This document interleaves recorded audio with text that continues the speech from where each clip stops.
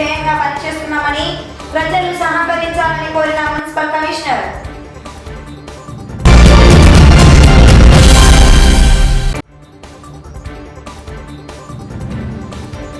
బోధించేందుకు విద్యా సంస్థలు కృషి చేయాలని పిలుపునిచ్చిన డాక్టర్ రామకృష్ణారెడ్డి.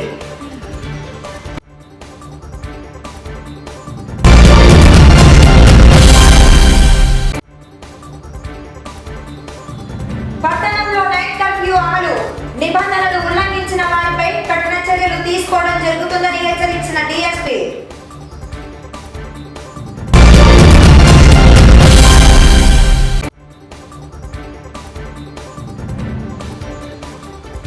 ఆటో కార్మికులకు కరోనా వ్యాధిపై అవగాహన కల్పించిన ట్రాఫిక్ సిఐ.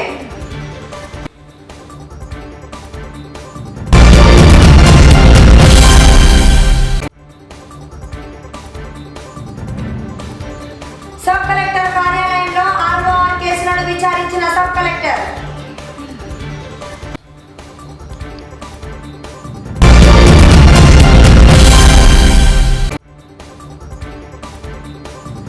మ్యూటేషన్ ఫీజు చెల్లించమన్నందుకు సబ్ రిజిస్టర్ పై డాక్యుమెంట్ రైటర్ దురుసుగా ప్రవర్తించినట్లు ఆరోపిస్తున్న సబ్ రిజిస్టర్.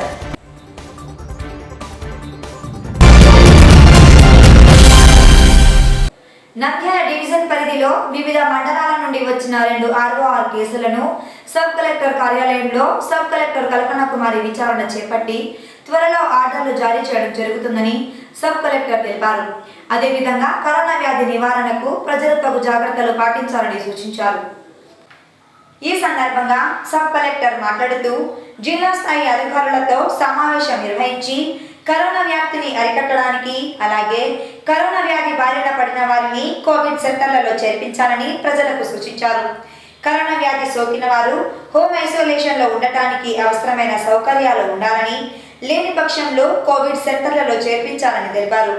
లక్షణాలు ఉన్న ప్రతి వారు పరీక్షలు చేయించుకోవాలని సూచించారు. రాత్రి కర్ఫ్యూ పాటించాలని, అత్యవసరమైనప్పుడు మాత్రమే బయటికి రావాలని, లేని పక్షంలో ఇళ్ల వద్దే ఉండాలని తెలిపారు. నమస్కారం అండి. ఈరోజు సబ్ కలెక్టర్ ఆఫీస్లో 2 ఆర్ఓఆర్ కేసెస్ జరిగింది. 1 cases related to some family dispute related to wrong registration. ఇంకొక కేసు ఒక ల్యాండ్లో 1 petitioner respondent are claiming the same land. So దానివల్ల ఈ 2 కేసెస్ ఉన్నాయి. నేను ఇది లాస్ట్ హియరింగ్ ఈరోజు నేను త్వరగా ఆర్డర్ ఇస్తాను. కోవిడ్ గురించి ఇప్పుడు డిస్ట్రిక్ట్ లెవెల్ నుంచి మీటింగ్ జరిగింది. ఆ మీటింగ్లో కలెక్టర్ సార్ క్లియర్గా ఇన్స్ట్రక్షన్ ఇచ్చారు. అందరికీ ఇప్పుడు కోవిడ్ కేర్ సెంటర్లో పంపించాలి.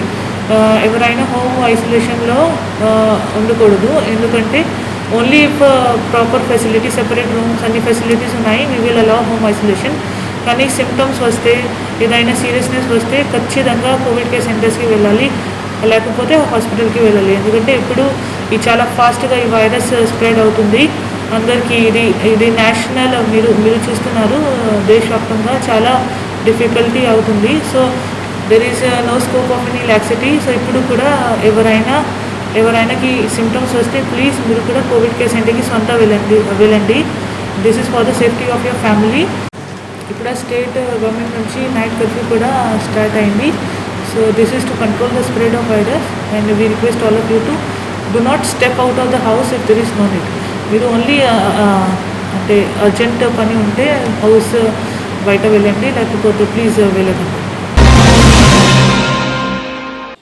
నంద్యాల పట్టణం సమీప గ్రామాల నుండి ఆటోలలో ప్రయాణికులను పరిమిత సంఖ్యలో తరలించాలని, అన్ని కోవిడ్ నిబంధనలు పాటించి కరోనా నియంత్రణకు సహకరించాలని, తగు జాగ్రత్తలు పాటించాలని Nandyal traffic CI Prabhakar Reddy auto కార్మికులకు అవగాహన కల్పించడం జరిగింది. ఈ సందర్భంగా ట్రాఫిక్ సిఐ మాట్లాడుతూ కరోనా వ్యాధి అధికంగా ప్రబలుతున్న నేపథ్యంలో నంద్యాల పట్టణం సమీప గ్రామాల నుండి ప్రయాణికులను తీసుకెళ్తున్న ఆటో కార్మికులు కరోనా నియంత్రణకు తగు జాగ్రత్తలు పాటించాలని, అలాగే ప్రయాణికులకు కరోనా పట్ల అవగాహన కల్పించాలని కోరారు.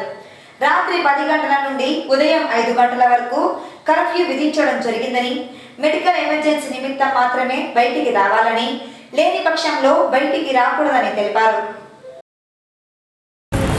నంద్యాలలో ఉన్నటువంటి ఆటో రిక్షా సోదరులకు, బయట నుంచి వచ్చే వాళ్ళకు, టౌన్లో ఉండే వాళ్ళకు దయచేసి ఎక్కువ మంది ప్యాసింజర్లను అనుకొని కూర్చోకుండా చేయండి. మీరు కూడా మీ ఆటోలో ఎక్కే ప్యాసింజర్లకు కరోనా గురించి చెప్పచ్చు మీరు పద్ధతులు పాటిస్తే. దయచేసి ఎవరైనా వీలైతే ఒక క్యాన్లో వాటర్ పెట్టుకొని ఎవరికైనా బాగా సరిగా లేకపోతే సోపించి కడుక్కోమని కూడా చెప్పచ్చు. రాత్రిపూట కూడా కర్ఫ్యూ అనేది స్టార్ట్ అయింది. 10 నుంచి తెల్లారుజామున 5 గంటల వరకు అనవసరంగా తిరగద్దు. మెడికల్ ఎమర్జెన్సీ తప్ప ఏ దానికి రాకూడదు. ఈరోజు చాలా చోట్ల కూడా ఆటో కార్మికులకు నిన్న కూడా సిటీ బస్ స్టాండ్ దగ్గర ఆటో కార్మికులకు ఎల్కేఆర్ స్కూళ్ళలో మాస్కులు ఇచ్చినాం. ఇక్కడ గడివేముల ఆటో బస్ స్టాండ్లకు కూడా ఇస్తున్నాం. ఒక రిక్వెస్ట్ కూడా ఏంటంటే ఒక ప్యాసింజర్ ఎక్కుతాడా అతని కోసమని నడి రోడ్డు పైన 10 నిమిషాలు జనాన్ని ఇబ్బంది పెట్టేదానికంటే 10 సెకండ్లు పక్క పోయి నిలబడి ప్యాసింజర్లను ఎక్కించుకుంటే పద్ధతి కట్టాలి. ఆ ఒక్క వరపు పాటిస్తే ఆటో డ్రైవర్ల గురించి ఎవ్వరూ ఒక్క మాట కూడా మాట్లాడారు. నంద్యాల పట్టణాన్ని పరిశుభ్రంగా ఉంచేందుకు ప్రతి వార్డులో పర్యటించి అక్కడ ఉన్న సమస్యలను గుర్తించి వాటిని పరిష్కరించే దిశగా పనులు చేపట్టడం జరుగుతుందని మున్సిపల్ కమిషనర్ వెంకటకృష్ణ తెలిపారు. ఇందులో భాగంగా పట్టణంలోని 36వ వార్డులో కమిషనర్, సచివాలయ సిబ్బంది, మున్సిపల్ అధికారులు పర్యటించి స్థానికంగా నెలకొన్న సమస్యలను పరిశీలించి వాటిని త్వరలో పరిష్కరించేందుకు చర్యలు చేపట్టడం జరుగుతుందని కమిషనర్ తెలిపారు. ఆదర్శ వార్డుగా ప్రకటించిన నేపథ్యంలో జూన్ 1వ తేదీ నాటికి అందంగా పరిశుభ్రంగా ఉంచి మిగతా వార్డులకు ఆదర్శంగా తీర్చిదిద్దుతామని తెలిపారు. ఈ సందర్భంగా మున్సిపల్ కమిషనర్ మాట్లాడుతూ 36వ వార్డును ఆదర్శ వార్డుగా ప్రకటించిన నేపథ్యంలో వార్డులో పర్యటించి స్థానికంగా ఉన్న సమస్యలను గుర్తించి వాటిని త్వరలో పరిష్కరించడం జరుగుతుందన్నారు. కాల్వలలో రోడ్లపై చెత్తలు వేయరాదని, పరిశుభ్రతపై ప్రజల అవగాహన కలిగి ఉండాలని, 3 గుట్టల పద్ధతిని పాటించాలని సూచించారు. ఎక్కడా కూడా చెత్త కనిపించకుండా పరిశుభ్రత పాటించాలని, కాలనీని అందంగా తీర్చిదిద్దడానికి వార్డు ప్రజలు సహకరించాలని కోరారు. ఈ కార్యక్రమంలో శిల్ప మహిళా సహకార బ్యాంకు డైరెక్టర్ పూర్ణిమ, వార్డు వాలంటీర్లు పాల్గొన్నారు. ముఖ్యంగా అంటే మనం 36వ వార్డుకు సంబంధించి ఈ రోజున వార్డు విజిట్ చేశాము. దానిలో భాగంగానే దీన్ని మన ఆదర్శ వార్డుగా ప్రకటించాం కాబట్టి 3 బుట్టల విధానాన్ని తప్పనిసరిగా ప్రజలందరూ అమలు చేయాలి. అదేవిధంగా కాలువల్లో కానీ, రోడ్డు మీద కానీ, ఖాళీ స్థలాల్లో కానీ చెత్త ఉండకూడదు. అదేవిధంగా మనకి దోమల వ్యాప్తి కారణమైనటువంటి పూల కుండీలు, అదే కొబ్బరి బొండాలు, రోళ్ళు, అవి ఉండేటువంటి తొట్టెలు అవన్నీ క్లీన్గా ఉంచుకోవటము, డ్రై డే ఫ్రైడే పాటించడం, ఇన్ని కార్యక్రమాలు చేయాలి. అంటే ముఖ్యంగా ఏంటంటే ఇక్కడ మనం ఆదర్శ వార్డు పెట్టడం ముఖ్య ఉద్దేశము ప్రజలను చైతన్యవంతులను చేసి పారిశుధ్యం పట్ల సరి అయినటువంటి అవగాహన కల్పించడం ఉద్దేశం. విజువల్ క్లీన్నెస్, మన కంటి చూపు మేర ఎక్కడా కూడా చెత్త కానీ అపరిశుభ్రత కానీ కనబడకుండా ఉన్నది చేయడము, bin free, litter free, garbage free సిటీగా ప్రకటించడము, ఇవన్నీ కార్యక్రమాలు చేయాలి. దానిలో భాగంగా బెస్ట్ ప్రాక్టీస్ కూడా మనం చేయాలి. అదేవిధంగా రాబోయే టైంలో మనం అనుకునే ప్రకారంగా ఎక్కడ కూడా సిల్టు లేకుండా సిల్టు మొత్తం రిమూవ్ చేయటము, ప్రజలెవరూ సిల్టు దాంట్లోకి కాలువల్లోకి చెత్త వేయకుండా చూడటము, చెత్త వేస్తే పెనాల్టీలు వేయటము, అదేవిధంగా డెబ్రిస్ ఉంటే డెబ్రిస్ని తీసుకెళ్ళడానికి డెబ్రిస్ ఆన్ కాల్ మన ప్లానింగ్ సెక్రటరీ ఉన్నారు. వాళ్ళ ద్వారా వాళ్ళ యొక్క చెత్త ఆ డెబ్రిస్ పరిమాణాన్ని బట్టి 500 రూపాయల నుంచి 2000 రూపాయల వరకు అమౌంట్ కలెక్ట్ చేసుకొని ఆ డెబ్రిస్ మొత్తాన్ని తరలించడము, ఈ విధంగా అన్ని రకాల కూడా వార్డు ఆదర్శవంతంగా, అందంగా, పరిశుభ్రంగా ఉండాలి. అప్పుడు మాత్రమే ప్రజల ఆరోగ్యం బాగుంటుంది. ఆ కాన్సెప్ట్తో పనిచేస్తున్నాము. దయచేసి ప్రజలందరూ కూడా గమనించాలి. ముఖ్యంగా ఈ 36వ వార్డు ప్రజలందరూ కూడా అందరికంటే భిన్నంగా ముందుగా 1 మంత్ ముందుగా మేలుకొని అందరికీ కూడా ఆదర్శవంతంగా వీళ్ళు ఉండాలని మనసులో కోరుకుంటూ డెఫినెట్గా ప్రజలందరికీ కూడా మంచి సర్వీస్ ఇస్తాము. బై అండ్ లార్జ్ ఈ వార్డులో మేజర్ ప్రాబ్లమ్స్ అయితే ఏమి లేవు. అదేవిధంగా ఎక్కడైతే పార్ట్ హోల్స్ ఉన్నాయి ఆ పార్ట్ హోల్స్ మొత్తానికి సంబంధించి కూడా మనం 18 lakhs శాంక్షన్ చేసాము. రాబోయేటువంటి 1 మంత్లో ఈ యొక్క వార్డు పరిధిలో ఎక్కడైనా రోడ్డు పక్కన గుంటలు కానీ అవన్నీ లేకుండా చేస్తున్నాము. అదేవిధంగా ప్రత్యేకించి జేసీబీని పెట్టి హీప్స్ మొత్తం కొట్టి రోడ్డు మీద పడ్డ ప్రతి నీటి చుక్క డ్రైన్లోకి వెళ్ళే విధంగా ఏర్పాటు చేస్తున్నాము. ఇటువంటి మైనర్ అన్ని చేసుకుంటూ డెఫినెట్గా ఈ వార్డుని అనుకున్న ప్రకారంగా జూన్ 30 నాటికి ఆదర్శ వార్డుగా చేసే ప్రయత్నం చేస్తాం. ఇక్కడ సమస్యలు తెలుసుకోవడానికి వెళ్ళాము. అక్కడ సమస్యలు చాలా మెరుగ్గా పోయినసారి వచ్చినప్పుడు ఇప్పటికీ చాలా మెరుగ్గా అయినాయి. ఇంకా అక్కడక్కడ కొన్ని చెప్పారు, అవి కూడా చేస్తామని కమిషనర్ గారు చెప్పాడు. కానీ కమిషనర్ గారు ఈరోజు ఏం చెప్పడం జరిగిందంటే దీన్ని ఆదర్శ వార్డుగా జూన్ 1వ తేదీ కల్లా అయిపోవాలంటున్నాడు. అక్కడక్కడ సిల్ట్ తీయడము, మెయిన్ రోడ్ల మీద అవి మట్టి కుప్పలు అలా ఉండడం, అవి కూడా కొక్లైన్ పెట్టి చేయించుకోమని చెప్పారు. సార్ చెప్పడమే కాదు, మేము కూడా వాలంటీర్స్తో అడ్మిన్ గారితో మాట్లాడుకొని నీట్గా 2 నెలల రోజుల లోపల ఏమైనా సమస్య ఉన్నాయి కంప్లీట్ చేసేసుకుంటామని. విద్వత్ పరిషత్ ఆధ్వర్యంలో శ్రీ సరస్వతి విద్యాపీఠంలో శనివారం జాతీయ విద్యా విధానంపై సమావేశం నిర్వహించడం జరిగింది. ఈ సమావేశంలో జాతీయ విద్యా విధానం 2020 పుస్తకాన్ని పట్టణ ప్రముఖులు డాక్టర్ గెలివి సహదేవుడు, డాక్టర్ రామకృష్ణారెడ్డి తదితరులు ఆవిష్కరించడం జరిగింది. ఈ సందర్భంగా డాక్టర్ గెలివి సహదేవుడు మాట్లాడుతూ విద్య యొక్క పరమావధిని వివరించడం జరిగింది. విద్యార్థులకు మాతృభాషలో విద్యను అందించాలని కోరారు. విద్య ద్వారా జ్ఞానం, వినయం, సంస్కృతి, దేశం పట్ల అనురక్తి కలిగించేదిగా ఉండాలన్నారు. విద్య జీవన వృత్తికి అవసరమయ్యేదిగా ఉండాలని అన్నారు. డాక్టర్ రామకృష్ణారెడ్డి మాట్లాడుతూ విద్యార్థులు తన కాళ్ళపై నిలబడే విధంగా ఉండాలని, సమాజానికి అవసరమైన జ్ఞానం సంపాదించుకోవాలన్నారు. ప్రభుత్వం ప్రవేశపెట్టిన జాతీయ విద్యా విధానాన్ని స్వాగతిస్తున్నామని తెలిపారు. ఈ కార్యక్రమంలో శ్రీ శారదా విద్యాపీఠం ప్రతినిధులు పాల్గొన్నారు. ప్రాథమిక స్థాయిలోనే మాతృభాషలో బోధన చేయడం ద్వారా వాళ్ళ బుద్ధి వికసిస్తుంది, వాళ్ళ గ్రహణ శక్తి పెరుగుతుంది. దాని ద్వారా ఇంకా ఏ ఇతర భాషలైనా నేర్చుకోవడానికి ఆ బుద్ధి కుశలత పెరుగుతుంది. ప్రారంభంలోనే వాళ్ళకు విదేశీ భాషతో ప్రారంభిస్తే వాళ్ళ బుద్ధి తికమకలు పడిపోతుంది. ఇంట్లో మాట్లాడే భాష ఒకటి, పాఠశాలలో వాళ్ళకు నేర్పించే భాష ఒకటి. జాతీయ విద్యా విధానంలో ప్రాథమికంగా ప్రతి రాష్ట్రంలో కూడా మాతృభాషలో బోధించాలి. ఈ చదువుతో పాటు కొన్ని వృత్తి విద్యా కోర్సులు కూడా ప్రభుత్వం తలపెట్టింది.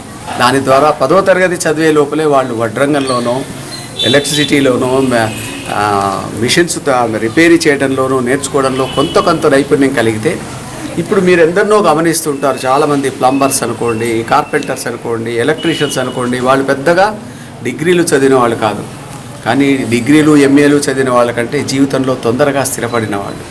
అంటే చదువుకోవద్దా అని నేను అనను, కానీ చదువు యొక్క పరమ లక్ష్యం ఏమిటంటే జీవితాన్ని, మన బుద్ధిని వికసింపచేయడం. అవడం వల్లనే ఈ మధ్య గత కొన్ని సంవత్సరాలుగా సంఘంలో ఎన్ని అఘాయిత్యాలు, అత్యాచారాలు జరుగుతున్నాయో స్త్రీల పట్ల మనకు తెలుస్తుంది. ఇది ఏమిటి? విద్యలో నైతికత అన్నది నేర్పించటం. విద్యలో మీరు ఇంతవరకు చెప్పినట్టుగా నీవెంతగా మార్కులు సంపాదించగలవు అనే నేర్పిస్తున్నారు, కానీ ఎంత నైతిక ప్రవర్తన కలిగిన వాడిగా నువ్వు తీర్చిదిద్దబడగలగాలి ఈ విద్య వల్ల అన్నది నేర్పకపోవడం. అది ఎక్కడి నుంచి వస్తుంది? మన పురాణాల్లో ఆదర్శ పురుషులైన వ్యక్తుల యొక్క జీవిత సరళిని మనం గమనిస్తే వాళ్ళు ఎట్లా నడుచుకుని ఇన్ని యుగాలైనా కూడా, 1000 సంవత్సరాలైనా కూడా వాళ్ళని ఎందుకు మనం స్మరిస్తున్నామంటే వాళ్ళు రాజులని కాదు, వాళ్ళు జీవితాన్ని ఎట్లా నడిపినారు. అది మనం విద్యా విధానంలో పొందుపరిస్తే మతానికి సంబంధం లేకుండా, జాతికి సంబంధం లేకుండా, భాషకు సంబంధం లేకుండా మన సంస్కృతిని విద్యార్థి మనసులోకి ఎక్కిస్తే వాడు పెద్ద అయిన తర్వాత కూడా ఈ తప్పుడు వ్యవహారాలు చేసే ఎప్పుడైనా సరే వాడికి ఇవి గుర్తొస్తాయి. అటువంటి విద్యా విధానాన్ని మన జాతీయ విద్యా విధానం కేంద్ర ప్రభుత్వం తలపెట్టింది. ఇదేదో కాషాయం చేయడం అనేసి వాళ్ళు దాన్ని తప్పు పేరు పెట్టడం కాదు. అసలు మనం ఒకప్పుడు మహర్షుల వారసులం అని తెలుసుకుంటే మహర్షులందరూ కాషాయాన్ని ధరించిన వాళ్ళు. కాషాయం అంటే త్యాగానికి గుర్తు. కాబట్టి దీన్ని, ఈ త్యాగభరితమైన విద్యా విధానాన్ని మనం అందరం ఆహ్వానించవలసిందిగా ప్రజలను కోరుతున్నాం. విద్వత్ పరిషత్ శ్రీ సరస్వతి విద్యాపీఠం ఆధ్వర్యంలో జాతీయ విద్యా విధానం 2020 అనేటువంటి ఒక పుస్తకాన్ని ఈరోజు రిలీజ్ చేస్తున్నందుకు చాలా సంతోషంగా ఉంది. ఇప్పుడున్నటువంటి ప్రస్తుత ప్రభుత్వం విద్యా విధానంలో మంచి మార్పులు తీసుకురావాలి అన్నటువంటి ఉద్దేశంతో నూతన జాతీయ విద్యా విధానాన్ని ప్రవేశపెట్టడం జరిగింది. విద్యార్థులు తమ కాళ్ళ మీద తాము నిలబడడానికి, సమాజానికి అవసరమైనటువంటి మంచి జ్ఞానాన్ని అందించడానికి, అలాగే దేశానికి అవసరమైనటువంటి దేశభక్తిని రూపొందించడానికి అవసరమైనటువంటి విద్యా విధానాన్ని ప్రవేశపెడుతూ నూతన విద్యా విధానాన్ని ప్రభుత్వం ప్రవేశపెట్టబోతుంది. దాన్ని మనం అందరం కూడా స్వాగతించాలి. జాతికి అవసరమైనటువంటి శక్తిని, యుక్తిని అందించేటువంటి విద్యని అందించడానికి అన్ని విద్యా సంస్థలు ముందుకు రావాలని చెప్పేసి కోరుకుంటూ ఈ నూతన విద్యా విధానం మంచిదని భావిస్తూ అందరూ దీన్ని ప్రోత్సహించవలసిందిగా కోరుతున్నాను. నంద్యాల సబ్ రిజిస్టర్ కార్యాలయంలో నంద్యాల మున్సిపల్ పరిధిలోని భూములను రిజిస్ట్రేషన్ చేసే విషయంలో స్థానిక document writer Subrahmanyam sub register Sofia బేగంపై దురుసుగా ప్రవర్తించాడని సమాచారం. ఈ విషయంపై ఉన్నత అధికారులు సమాచారం తెలపడం జరిగిందని, వారి ఆదేశాల మేరకు సదరు డాక్యుమెంట్ రైటర్పై కేసు నమోదు చేయడం జరుగుతుందని మీడియాతో వెల్లడించడం జరిగింది. ఈ సందర్భంగా సబ్ రిజిస్టర్ మాట్లాడుతూ నిబంధనల ప్రకారం మ్యూటేషన్ చెల్లించని భూములను రిజిస్ట్రేషన్కు అనుమతించడం జరగదని, కాబట్టి మ్యూటేషన్ ఫీజు చెల్లించాలని డాక్యుమెంట్ రైటర్తో తెలపడం జరిగిందన్నారు. అయితే డాక్యుమెంట్ రైటర్ తనపై దురుసుగా ప్రవర్తించి దుర్భాషలాడాడని ఆరోపించడం జరిగింది. ఈ విషయంపై ఉన్నత అధికారులకు తెలియజేయడం జరిగిందని, వారి సూచనల మేరకు డాక్యుమెంట్ రైటర్పై కేసు నమోదు చేయడం జరుగుతుందని తెలిపారు. తనపై SC/ST కేసులు పెడతానని, కేవలం ఒక సామాజిక వర్గానికే ప్రాధాన్యత ఇస్తున్నానని ఆరోపించాడని తెలిపారు. మున్సిపల్ పరిధిలో మున్సిపల్ అడ్మినిస్ట్రేషన్ నిర్ణయాల ప్రకారం మ్యూటేషన్ ఫీజును చెల్లించాలని, ఆ ఫీజు మున్సిపాలిటీకే వెళ్తుందన్నారు. నంద్యాల డివిజన్ పరిధిలోని అన్ని మున్సిపాలిటీలలో ఇలాంటి నిబంధనలు ఉన్నాయని స్పష్టం చేశారు. డాక్యుమెంట్ రైటర్ మాట్లాడుతూ తాను మ్యూటేషన్ చెల్లించాలని, లేని పక్షంలో రిజిస్ట్రేషన్ చేయనని రిజిస్టర్ తెలిపారని, అయితే కొన్నింటికి మ్యూటేషన్ ఫీజు చెల్లించడం, మరికొన్నింటికి మ్యూటేషన్ ఫీజు చెల్లించకపోవడం ఏమిటని అన్నారు.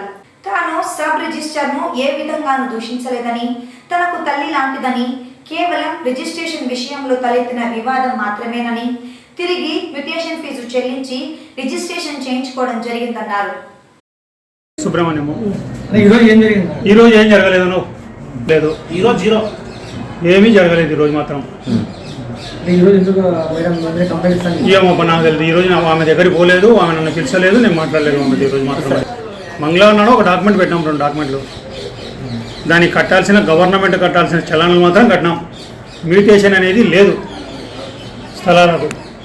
ఆమె కంపల్సరీ కట్టాలన్నది. మేడం లేదు కదా మ్యూటేషను, దానికి ఎందుకు కట్టిస్తారన్నాను. మ్యూటేషన్ లేని నేను చెయ్యను, కొన్ని జరుగుతున్నాయి కదా మేడం, మీరే చేస్తున్నారు కదా అన్నాను.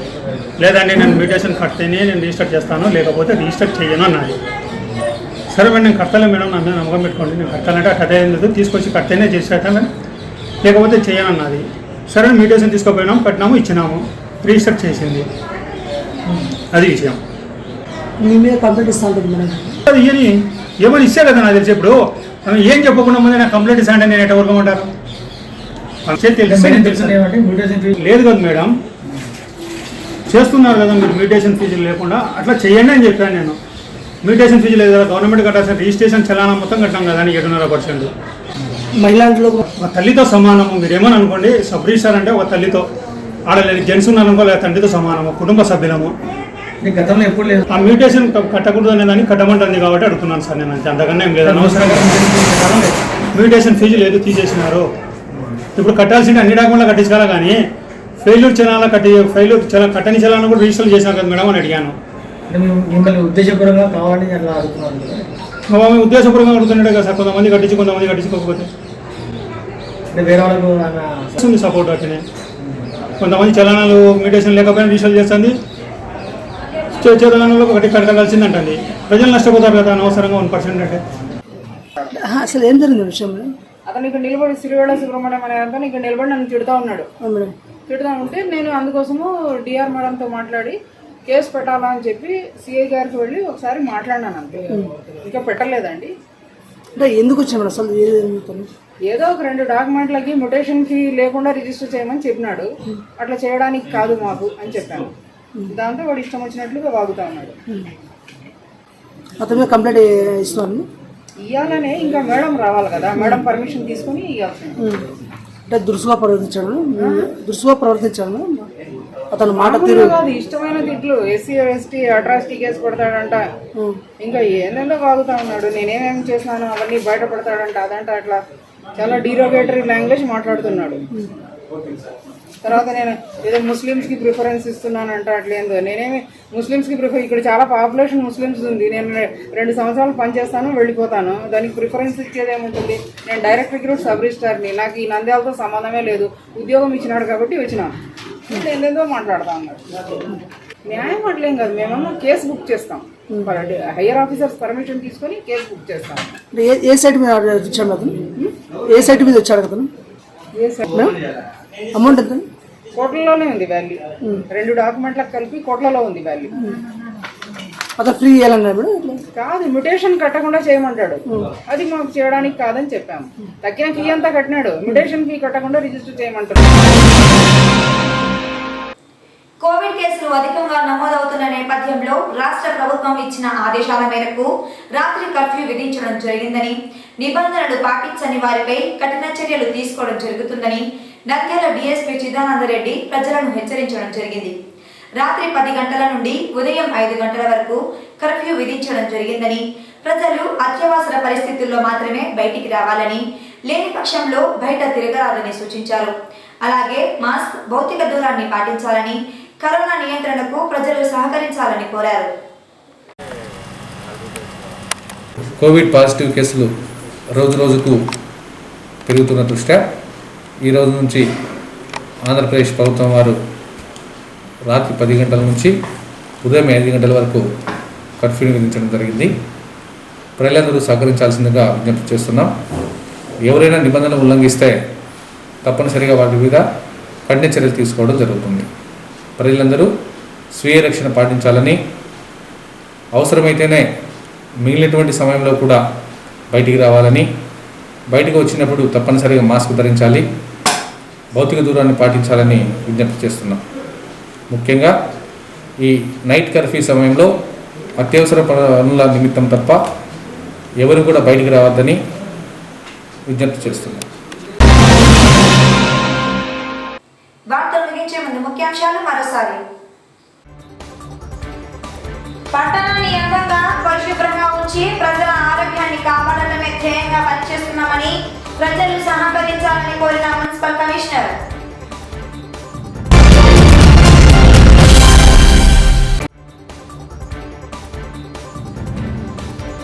బోధించేందుకు విద్యా సంస్థలు కృషి చేయాలని పిలుపునిచ్చిన డాక్టర్ రామకృష్ణారెడ్డి.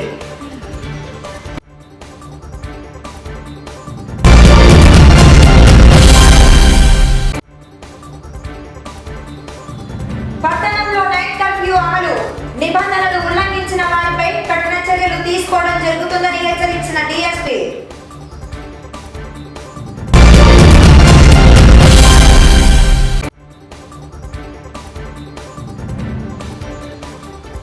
ఆటో కార్మికులకు కరోనా వ్యాధిపై అవగాహన కల్పించిన ట్రాఫిక్ సిఐ.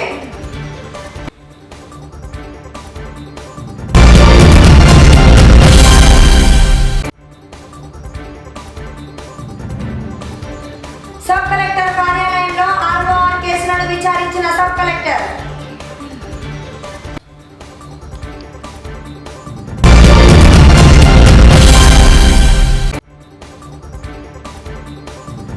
మ్యూటేషన్ ఫీజు చెల్లించమన్నందుకు సబ్ రిజిస్టర్ పై డాక్యుమెంట్ రైటర్ దురుసుగా ప్రవర్తించినట్లు ఆరోపిస్తున్న సబ్ రిజిస్టర్.